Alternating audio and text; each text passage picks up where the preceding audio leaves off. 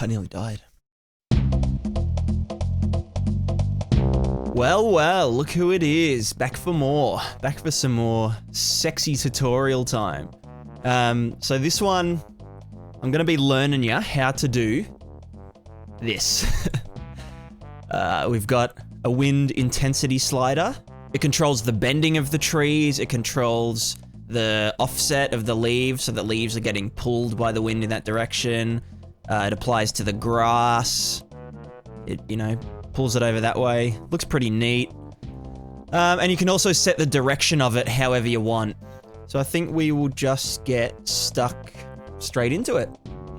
So, first things first. Let's just say that your level looks like this.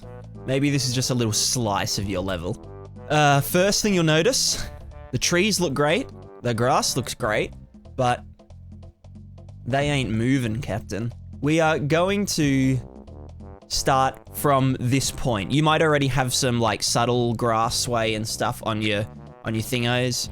Just delete that right now, and we're gonna start again from scratch. Ideally, your tree mesh will have two separate materials, one for the leaves, one for the trunk. If that isn't the case, then you're fucked. If that is the case though, then you're ready for the first step, and that is right-clicking, and we're gonna go to Materials and Textures, and we're gonna hit Material Parameter Collection. I'm gonna call this Wind Tutorial. And we're gonna open her up.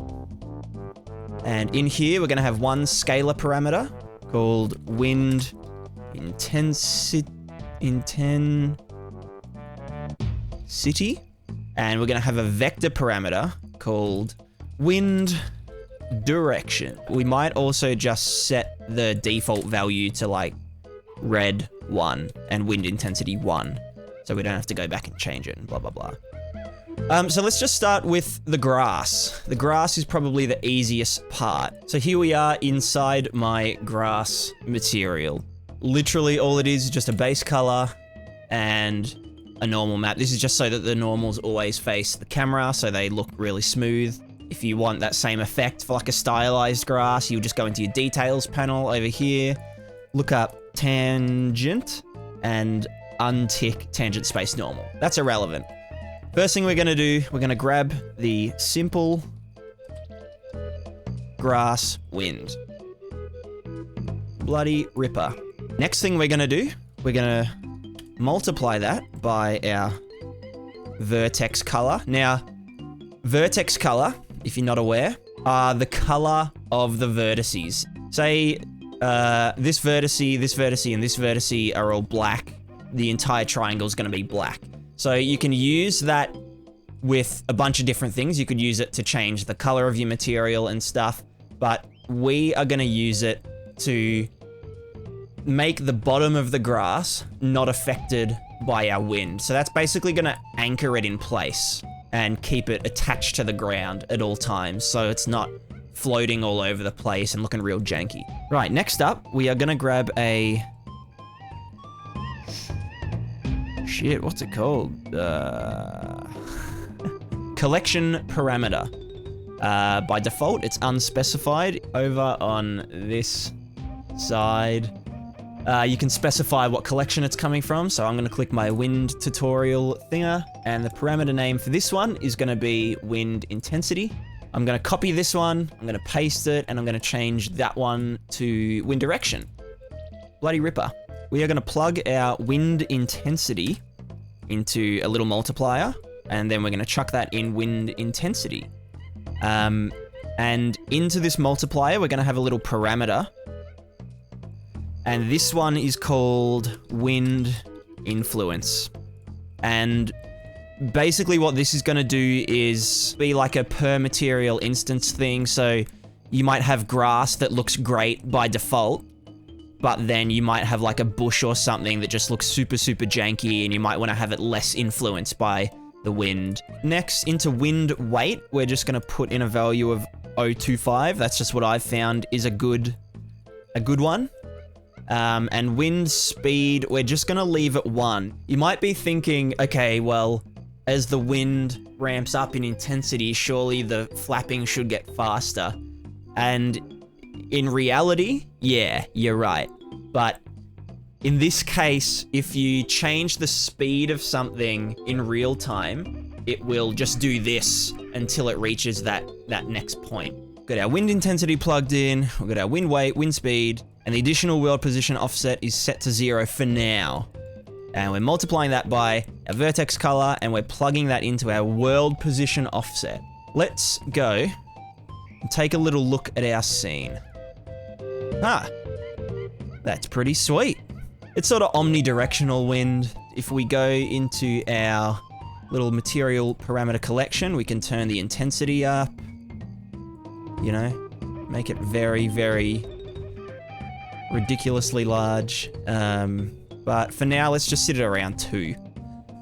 Okay, so we're back in our material. We've freed up our additional WPO node.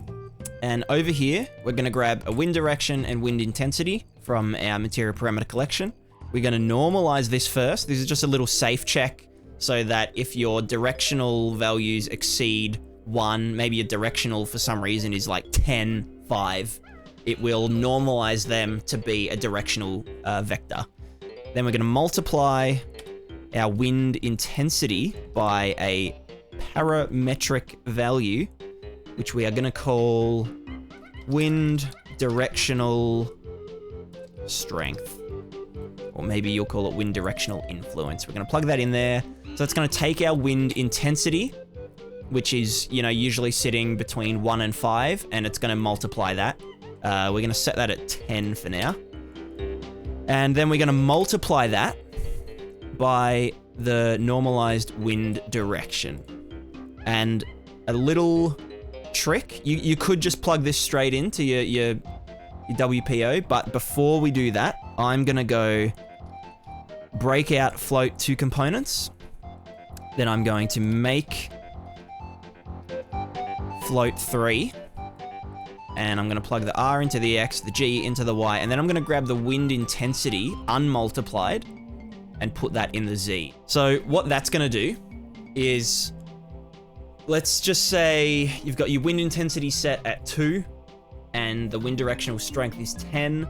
That means your grass is gonna be deforming 10 units in the wind direction. So you can imagine that at higher values, all this grass is going to be overlapping really hard and it'll just sort of squish down and look a bit ridiculous. So by adding the wind intensity into the Z value, the stronger the wind gets, the grass will just bend up a little bit further. So that, again, that's just another little safety check, I guess. And chuck that into the WPO. I'm going to continue despite the error that I got from compiling too soon. And then we're going to look at our scene. And you might see, you know, not too much has changed, but if I get my R value and start jiggling with it, then it's changing the direction. And then if I change the intensity of the wind, it will all start bending over further, which is very, very nice. Sweet. I'm going to chuck my intensity back at 2. Let's just put that back at 1.1. Now, what we're going to do, we're going to grab all of this stuff. We're going to copy it, and you're going to paste that into your leaves material. Bam. Right, we are halfway there. This is a pretty quick one. Now it's going to get a little bit hairier. We're going to go to our leaves. We're going to start with the leaves rather than the trunk. We're going to grab everything that we just pasted in. We're just going to move it back here. I'm going to chuck down an add node. Now the fun starts. First thing we're going to do, we're going to grab a nice little thinger called object pivot point, and we are going to dot that against 3 vector that is 0, 1, 0. Sweet. We are going to divide this by 4. And then we're going to add time.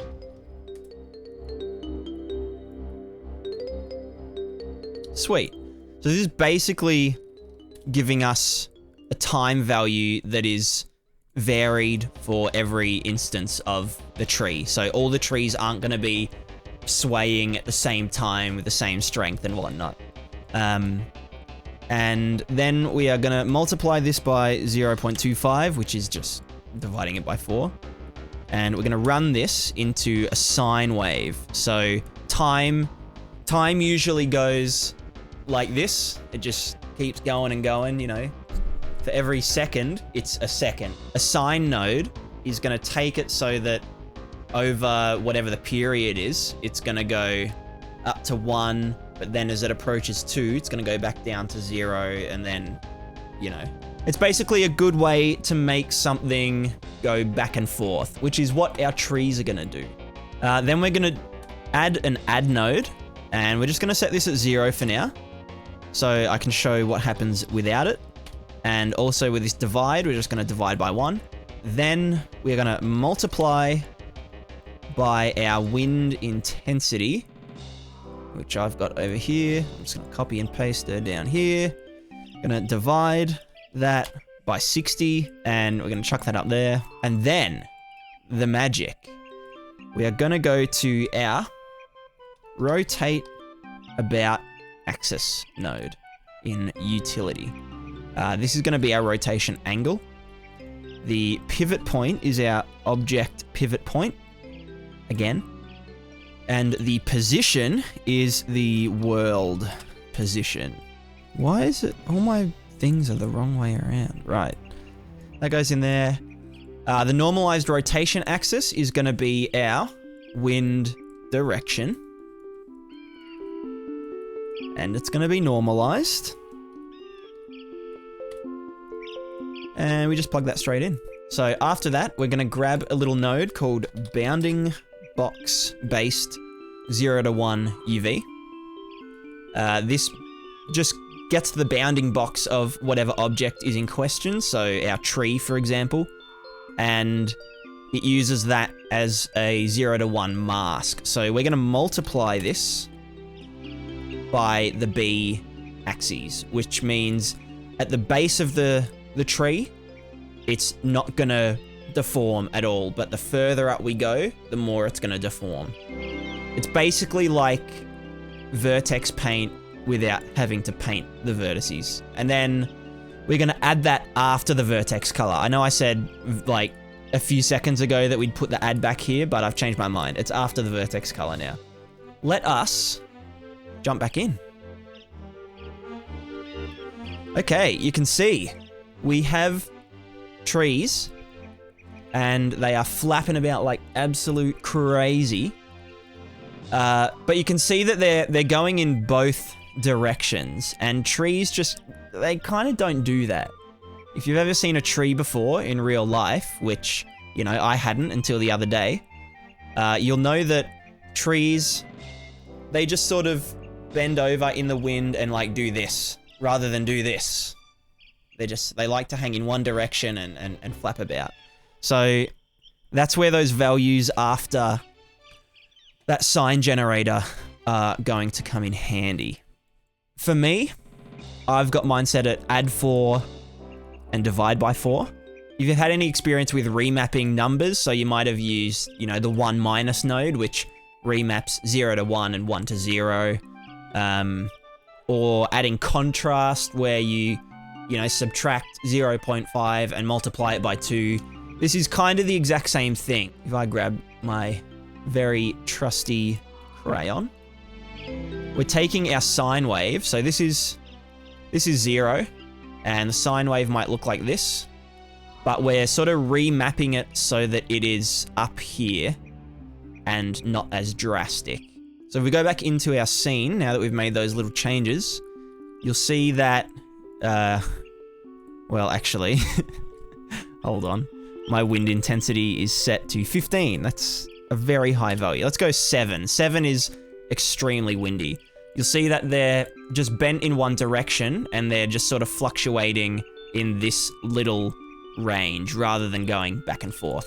So all that's left to do is to grab this thing here that we just made, and we're going to apply that to your tree trunk material into the world position offset, and wait for it. Voila. Now, there is one little issue. The grass and the trees are blowing at 90 degrees to one another. Now, I'm not 100% sure why this is happening. I think it's to do with the way that the axis of rotation is calculated. So to fix our little issue of the angle of the trees being off, we're going to go back to our rotate about axis little thinger. We're going to disconnect these two, and we are going to break this out into two components. We're going to take the G value, we're going to multiply that by -1, and then we are going to make a float 2. And we're going to put the G, or the Y, we're going to negate that and put that into the X, and then we're going to put the X, or the red value, into the Y, and then we're going to normalize it. So I'm going to save that, then I'm going to copy and paste this into our leaf material, and voila, we have wind. We've got some beautiful wind. We can adjust the intensity. The intensity can be adjusted on the fly, so you could have it at 1, and then the wind picks up in your game, and it, you know, it gradually does it. There's no jittering or nonsense like that. A little rule of thumb with this system is the wind intensity should basically never go past 7. 7 is like the hard cap, I'd say. Past that point, it just starts deforming really funny, and it does a 360, and it's just, you know, let's just leave it. Let's just say a hard cap at 7, and the direction can also be adjusted in real time, which is super duper cool. All right, that looks fan-freaking-tastic. So this is gonna scale to everything in your scene. So every single tree that you put down, every single grass that you put down, any foliage that has this applied to it, it will apply universally based on those two values, the wind direction and the wind intensity. You could also just grab all this stuff we've done and just chuck that in a material function. If you've got a lot of master materials, then you'll just be able to grab that material function and do that, plug that into the world position offset, and, you know, be done with it. So that's going to be all from me today. I hope you enjoyed this. I hope you found it entertaining. Don't forget to that subscribe button. And if you run into any issues at all with one of my tutorials, or you've just got issues in general, like related to Unreal Engine, I don't want to hear about your personal issues, then join our Discord server. It is a very nice place to be. It's been pretty active lately, and I occasionally stream in there. Lately I've been streaming me writing music for my game. I like streaming in general. It's nice to chat with everyone. Yeah, and we're starting to build a really cool community full of Unreal developers and some Unity developers and whatnot. You know, bloody Unity developers. So if you feel like hanging out with us, then the invite link is in the schnoobledoodle. And with that, I say goodbye. Goodbye.